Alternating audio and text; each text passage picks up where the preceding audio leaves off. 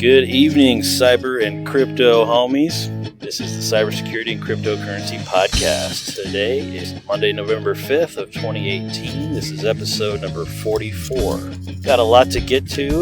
We're going to touch on the exchange in Canada that got hacked recently. Going to talk about new listings on Coinbase. Also going to talk about NVIDIA's video cards, the new ones that they just released. And we're also going to touch on some of the direct deposit scams that are going around from hackers, new technique that they're using for that. And then last but not least, Google's new sign-in feature that they've turned on. So we'll start with exchange that got hacked, the crypto exchange that got hacked. It was called MapleChange. It was based out of Canada. And kind of interesting because they said that they got hacked. They said there was a bug in their software, and it allowed some people to withdraw all the funds. They said they have no money left at all to pay anyone back. What's also interesting is they completely shut down and deleted their Twitter account shortly after posting the message that they had been hacked. So that right there just screams exit scam, if you ask me. If you remember, Mt. Gox was kind of the same way. Very, very similar scam. He claimed that the exchange got hacked when in fact they really didn't. He was just taking all the money. And this looks like we've got exactly the same thing happening here. Now, the Mt. Gox thing, he went to court, and that was a big ordeal. So I'm not sure what kind of jurisdiction we can have in Canada, but I don't think Canadian law enforcement would like this kind of stuff too much either. But who's to say? And maybe American law enforcement can get up there and we can still charge this person that did this. The domain name was registered at GoDaddy to a guy named Flavorous P. I don't know anybody named Flavorous. That's kind of an odd name to give anybody. So just one more red flag, and just really sad to see that. It's just one more thing to make people not want to get into the crypto space. But maybe they did really get hacked. I don't know. That's still, it's still speculation, of course. But there sure are a lot of red flags there that lead you to believe that, they probably just shut it down and took all the money and run. That's why if you're a crypto trader, you got to be very careful where you put your funds. Don't put them all in one place. And especially don't keep all your funds in the exchange, ever. Only send them to the exchange when you're going to exchange. Don't just leave them sitting in there. That's not a good place to save them because, number one, the exchanges could get hacked, or they could do this exit scam and just take all your money anyway. So the best thing that you can do is get an offline wallet of some sort, store it in a local wallet, a hardware wallet, on your computer at home, whatever it is. Just don't keep it at the exchange at all, ever. Only send it there when you're going to exchange it, and send it. So typically what I do when I was mining, at least, I would mine everything and it would go straight to Coinbase. I don't even leave it in Coinbase personally. So it would go straight to Coinbase, and then from there I would send it to my hardware wallet, and I would take it and put that in a locked safe. So that was really the only way that I knew that my Ethereum was safe, was by taking it offline completely. So really that's the best way to do it in any case, and don't leave it at the exchanges. The online wallets are just as susceptible, although Coinbase has a very great reputation. They've also got their Coinbase vault or whatever it's called, where you can stash it for a long time and nobody can touch it, even you. And it takes several days to pull that money out of there.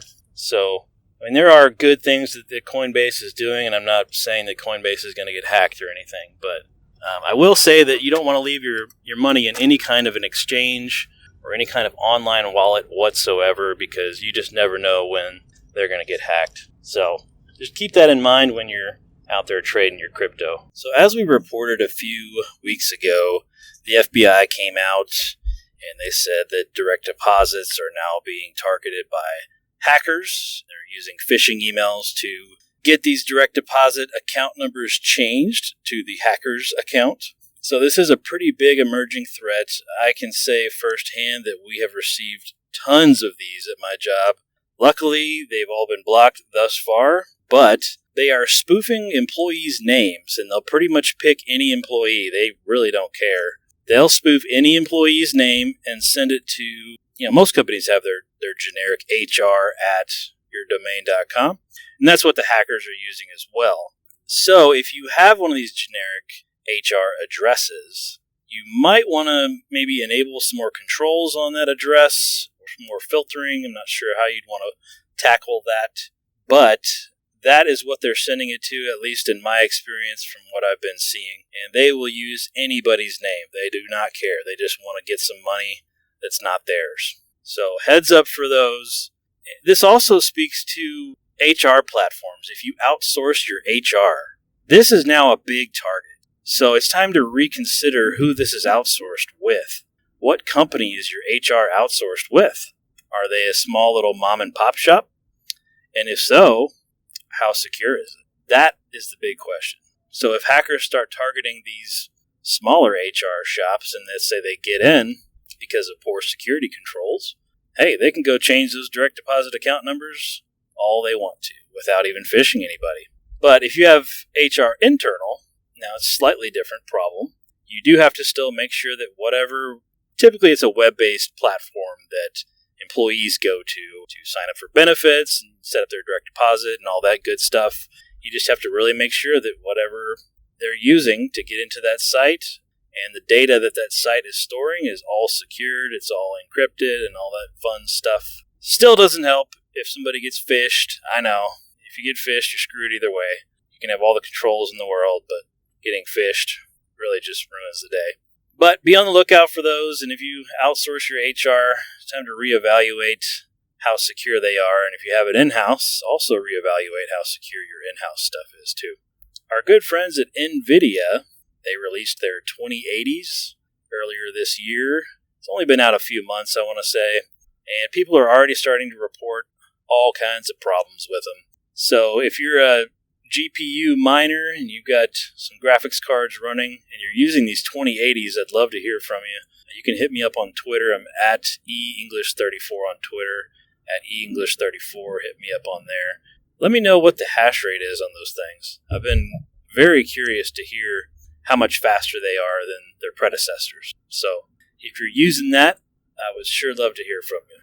But I think that NVIDIA can fix these issues with some driver updates or maybe some firmware updates. It still has not been fixed thus far. They're still kind of gathering information and trying to recreate the issue. But my suspicion is with a firmware update of some sort or maybe some driver updates, they'll get it. And we had similar issues with the 1080s, 1080 Ti's when they first came out. There were some similar issues, especially if you were mining. Most of the reports, at least the article that I saw, said it was mostly gamers that were reporting issues. But for those of you that are mining with them, you may also experience some issues as well.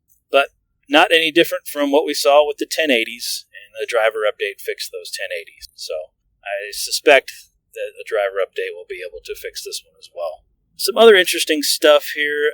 One of my friends posted this on Facebook, and it's a product called Initiative Q. Their website's initiativeq.com. And essentially, this is some of the ex-PayPal people that started their own company, and it's a alternative currency, but it's not blockchain, and it's not a cryptocurrency. So this is a very interesting product that they're trying to release here. I don't really know what to call it. It's not blockchain, and it's not, a crypto, but it's called Initiative Q. Right now, it's an invite-only status, so you have to be invited to it. But if you are invited to it, you can get up to 50,000 Qs. And they're saying, it's all still speculation, but the Initiative Q folks are saying that when it first launches, it's going to be worth $1 per Q. So it's still yet to be seen, obviously. But hey, when you sign up, I think all you need is your email address. You don't really need to do anything else. So hey, whatever. My email address is already out there all over the web, so I signed up for it. If you need some invites, let me know. I can send you an invite. Hit me up on Twitter or whatever, and I'll send you one.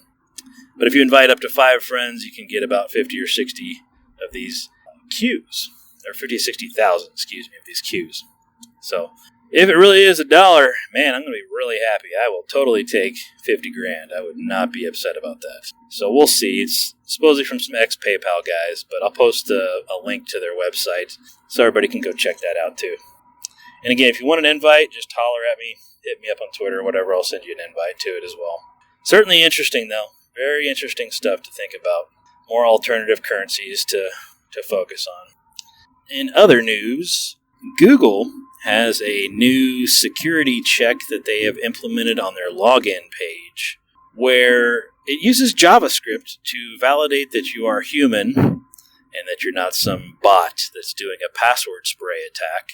Now, if you're like me and you use a browser that blocks JavaScript, this can be a problem and you won't be able to log in. So you'll have to turn off that JavaScript blocking for this particular site. It's usually accounts.google.com, and you can turn it off just for that one site. I use Brave, and it, of course, blocked my sign-ins on that site, so I did have to lower my shields in Brave to allow me to log in there. So heads up on that. Certainly a cool feature. I understand why Google's doing it. You know, these password sprays are ridiculous. They get passwords on GitHub or whatever, and they just spray all these different websites and these login pages and just try to get into anything. They don't really care. So be on the lookout for that.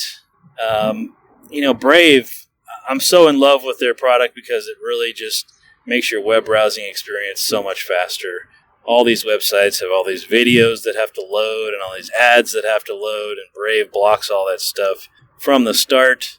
Brave is also based on Google, but anyway, I'm loving their browser. It just makes surfing the web so much cleaner and faster and easier, and I'm just loving it.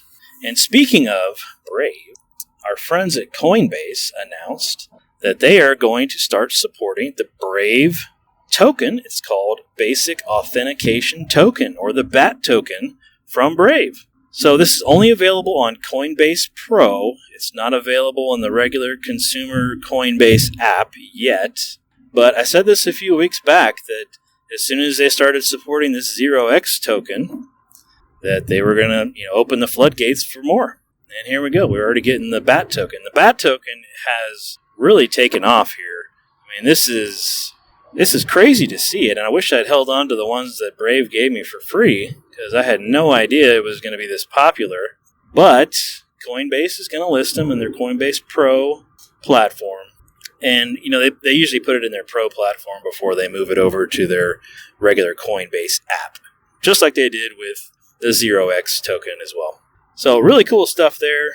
If you are interested in learning more about these BAT tokens, I'm sure you can read about them a little bit on Coinbase's website, but you can also go to Brave.com and you can download their browser, and there's more information on Brave's website as well about all things Brave and BAT tokens.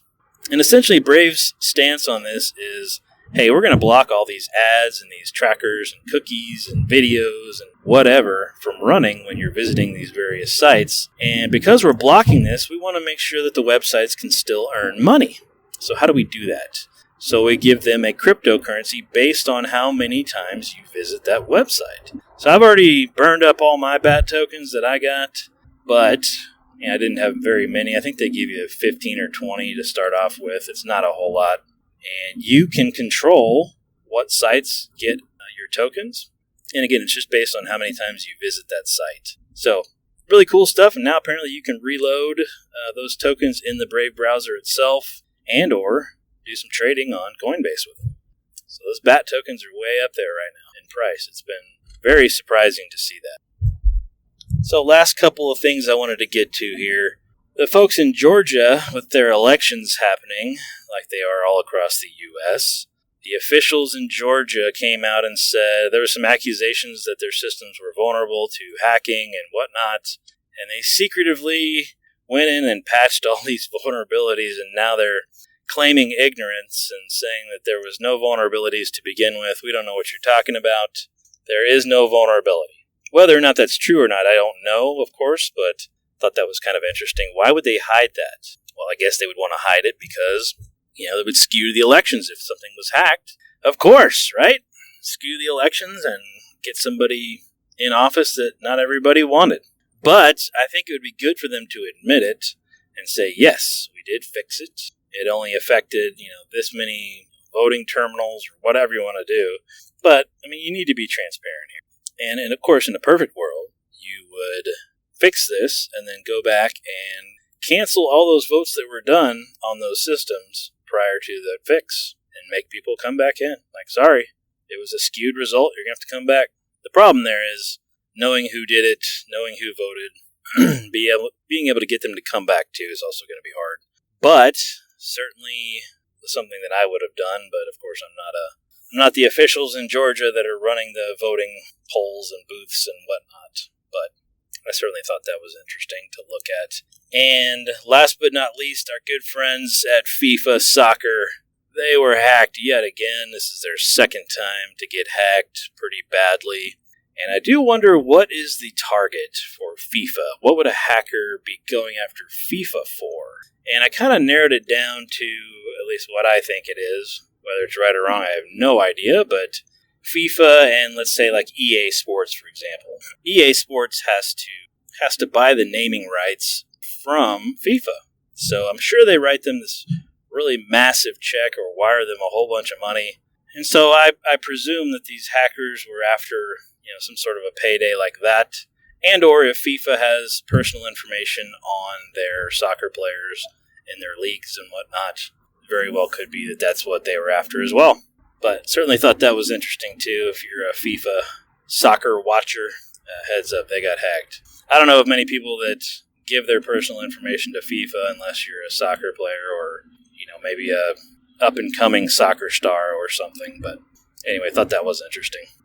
That's all for today, folks. If you want to follow me on Twitter, I'm at eEnglish34 on Twitter, at eEnglish34. So hit me up on there. Also want to thank our sponsor, Southern Graphics T-Shirt Company. The website is southerngraphicst-shirtco.com. Go check them out for some really funny T-shirts and whatnot. All right, folks, that's all we had for today. I want to thank everybody for listening, and we'll talk again soon.